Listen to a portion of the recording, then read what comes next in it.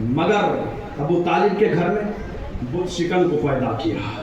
اس کے بعد جب علی کو مسند علم پر بیٹھے ہوئے خدا نے دیکھا تو کہہ دیا اے میرے حبیب، اگر تجھے کافر نہیں مانتے تو ان سے کہہ دو کہ میری گواہی کے لیے ایک خدا کافی ہے، ایک وہ کافی ہے کہ جس کے پاس کل کتاب کا علم ہے، کل کتاب کا علم ہے۔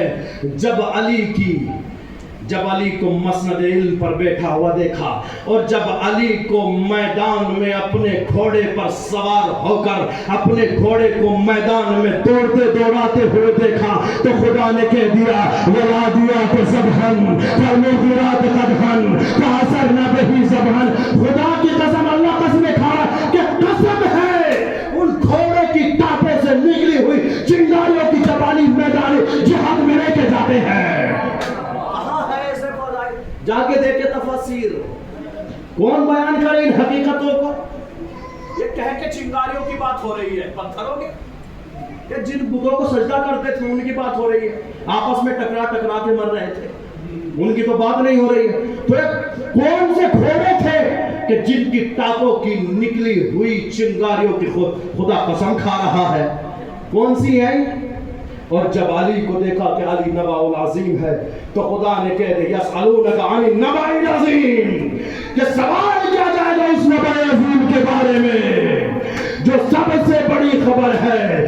اور جب علی کو معراج پر دیکھا اور اپنے حبیب کو بلا دیا تو اللہ نے اپنے حبیب سے کہہ دیا فَأَرَاهُ الْآيَةَ الْكُبْرَى، کہ اللہ نے اپنے حبیب کو آیتیں نہیں دکھائی، آیتیں کبریٰ دکھائی۔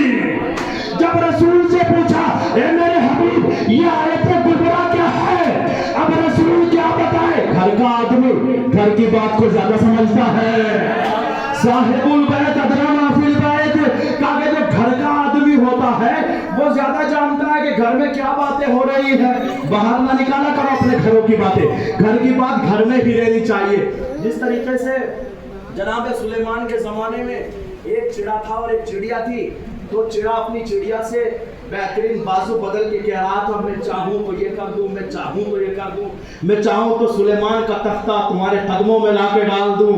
تو جناب سلیمان کو پتا چلا کہ ایسا ایسا کہہ رہے ہیں، تو جناب سلیمان نے کہا کہ اس کو احضار کیا جائے، بلا کے لایا جائے۔ جب اس چڑے کو بلا لیا گیا تو کہا جناب سلیمان نے میاں کیا کہہ رہے تھے، اب کہہ کے دکھانا۔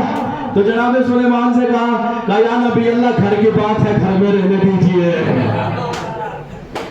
گھر کی بات ہے گھر میں رہنے دیجئے۔ یہ تاریخ نے لکھا، یعنی کیا مطلب؟ یعنی جو گھر کی بات ہوتی ہے اسے راز بنا کے رکھنا چاہیے، گھر سے باہر نہیں نکالنا چاہیے۔ اور جو گھر والے ہوتے ہیں وہ گھر کی بات بہتر جانتے ہیں۔ تو اب معراج کی باتیں آ کے کون بتائے کہ آیت کبریٰ کون ہے؟ تو محمد کے گھر میں دو ہی تو رہنے والے تھے، یا علی تھے یا فاطمہ تھی۔ جب رسول سے کسی نے پوچھا یا نبی اللہ یہ آیت کبریٰ کیا ہے، اب رسول تو بتا نہ سکے، علی نے منبر پہ آگے کہا خدا کی قسم میں ہی تو خدا کی سب سے بڑی آیت ہے، وہی تو خدا ہے، سب سے بڑی آیت، سب سے بڑی۔ خلیفہ ایسے ہی تھوڑا ہی نہیں بن جاتا، خلیفہ بن گئے، گدی پر بیٹھ گئے۔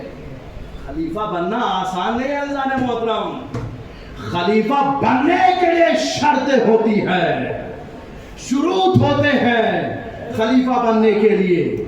اور جب شروط مکمل ہو جائے جسم کے اندر، اس وقت وہاں بیٹھو جہاں پر رسول بیٹھتے تھے، جہاں پر رسول بیٹھتے تھے۔ اب میں ایک واقعہ سنائی دیتا ہوں، آیت اللہ العظمہ وحید خراسانی، اور آج کل یہ سوشل میڈیا پر چل رہی ہے بات کہ آیت اللہ وحید خراسانی کا انتقال ہو گیا، تو کسی نے جوان نے بھی دیکھا ہوگا، یہ چل رہی تھی، لیکن یہ خبریں جھوٹ ہے، پھیلائی جا رہی ہے، یہ آج کل چل رہی ہے یہ میڈیا پر کہ آیت اللہ وحید خراسانی کا انتقال ہو گیا، لیکن وہ قوم کے اندر بہترین طریقے سے ماشاءاللہ صحت کے ساتھ تندرست ہے، زندہ ہے۔ ایسی میڈیا پر جو ہے توقع نہیں کرنا چاہیے، بھروسہ نہیں کیجیے آپ، تو وہ صحیح ہے۔ اور آج یہ بھی بیان آیا کہ وہ امام حسن عسکری علیہ السلام کے جلوس میں بھی शामिल होंगे। लिहाजा हम दुआ करते हैं परवरदिगार आलम से कि परवरदिगार जितने भी मराजे इज़ाम हैं और उलमाए हक़ हैं उन सब का साया हमारे सरों पर कायम और दायम फरमा। इसलिए कि मराजा है जो हमारे ऊपर साया बने हुए हैं। अच्छा अज़ीज़ान मोहतरम, तो खलीफा ऐसे ही नहीं बनता, जानशीन किसे कहते हैं? खलीफा यानी एक इंसान यहां से उठा चला गया उसकी जगह पर, ऐसा ही आके बैठ गया जैसा पहला था।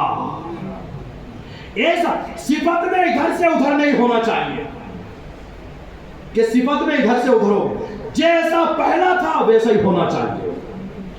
गुनाहगार था तो गुनाहगार खलीफा बनेगा, कोई आलिम था तो आलिम को ही खलीफा बनाओ।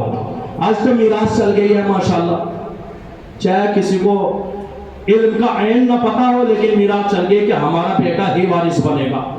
मदरसे इसीलिए तो खराब हो चुके सब, ये जो आज हौज़ात खराब हो चुके हैं, जहाँ भी जितने भी मदारिस हैं बड़े बड़े जिनमें मौलिद पढ़ाई जाती थी, आज इसीलिए खराब हो चुके हैं ज़ालिम होते, इसलिए कि उलमा ने भी मीरास में ऐसा इसको लगा दिया कि अगर बच्चा पढ़ा लिखा नहीं है लेकिन मीरास इसी को मिलनी चाहिए, क्योंकि काबिलियत नहीं है तो आगे कहां से बढ़ाएगा।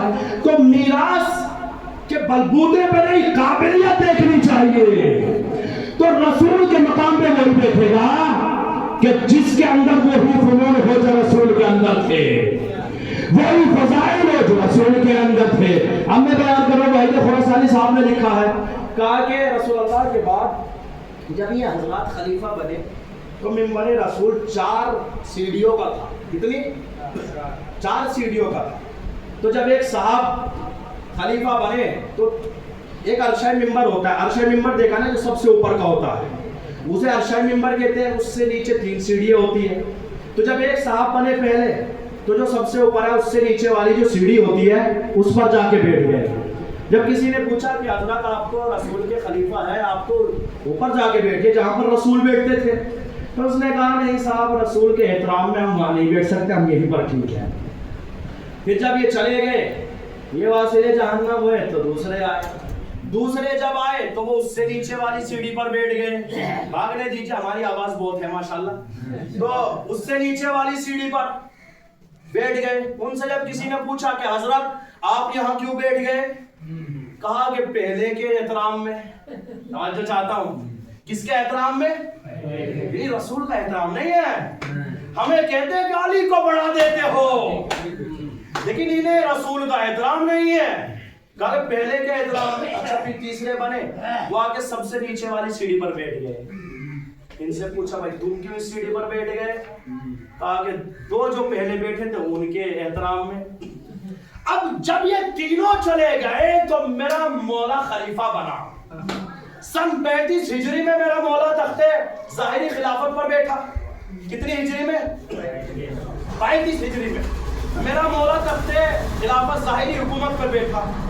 तो जब ज़ाहिरी हुकूमत पर बैठा तख्ते खिलाफत पर, और मेरे मौला को आने का मौका मिला मिंबर पर, तो मेरा मौला न तीसरी सीढ़ी पर बैठा, न दूसरी पर बैठा, न पहली पर बैठा। कहां पर बैठा?